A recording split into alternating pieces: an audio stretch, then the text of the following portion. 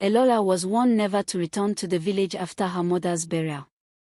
They said nothing good waited for her there. But grief has a way of pulling people back to places they should have left behind. So she returned anyway, carrying only a small bag and memories she never healed from.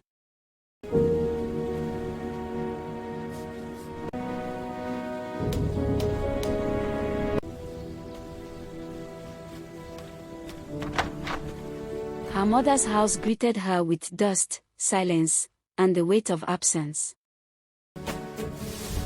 By nightfall, exhaustion forced her eyes shut, but rest never came.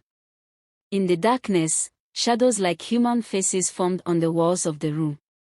Whispers filled the air until fear tore her awake, breathless and shaking, unsure whether what she saw had been a dream or a warning. Morning came, the village felt quieter than it should have been. Elora went to see her old friend Rita.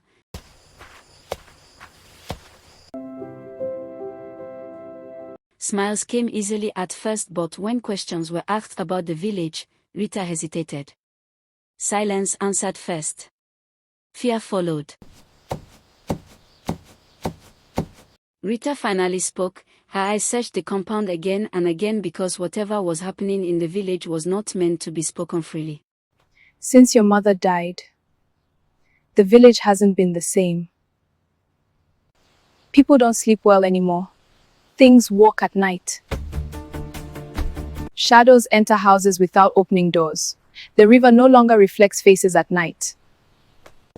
People hear footsteps outside their doors. Some say the dead are angry. Some say a promise was broken. Last night, I also experienced some strange things. I saw shadows on the wall even though I was the only one in the room.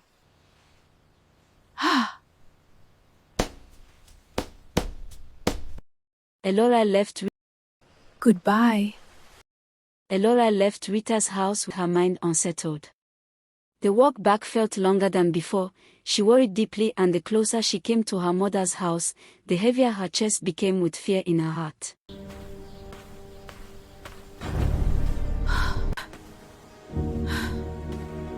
That night, the shadows came again, stronger, louder.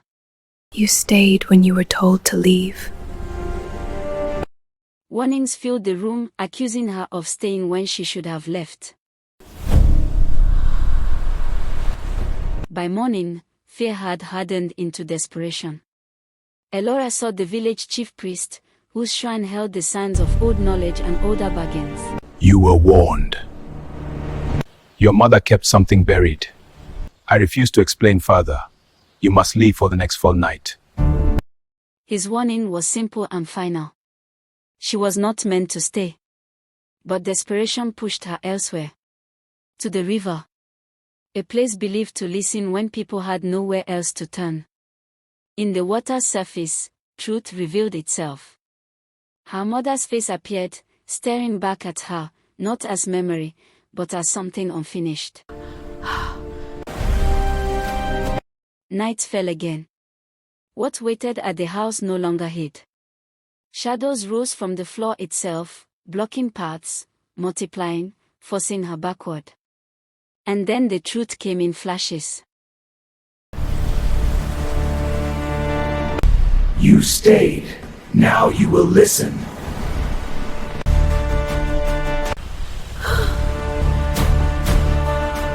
Her mother, alive again in fragments of memory and vision, performing rituals, speaking incantations, different rituals, all connected, all broken.